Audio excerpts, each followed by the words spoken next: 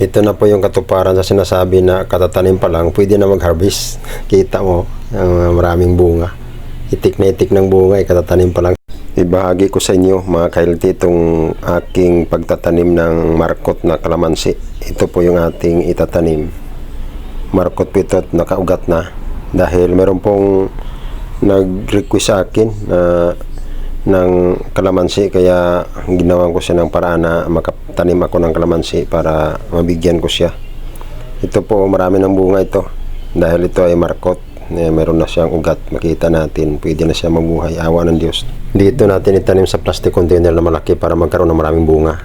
Itong ginagamit kong lupa mga kailti, ito po ay class A para sa kalamansi talaga, para sigurado tayo na pag palarin ito at mabubuhay ay hitik na hitik talaga ng bunga. Walang talbos dito na hindi magkaroon ng bunga kung mabubuhay itong ating itatanim. Itong pagtatanim, ito din ang isa kong hilig. Matagal din ako nag-study ng mga pagtatanim ng halaman, lahat halos ng mga karakter ng halaman. Alam ko na kung ano yung dapat natin lagyan, mga fertilizer, mga organic man yan o mga synthetic man yan, o anong klaseng mga pampabunga o pataba. Yan po, nakatayo ng ating tinanim na markot na kalamansi. Idiin natin konti ang banda sa puno para hindi siya basta-basta matumba, makakapit ng maayos ang kanyang ugat.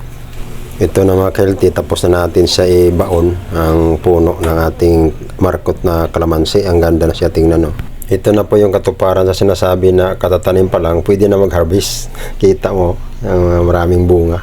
Itik na itik ng bunga, katatanim pa lang. Sana po hindi malalaglag kasi ako naka-experience ako na magtanim dito. Nalalaglag po yung lahat ng dahon. Yan ang isa natin i-speak dito.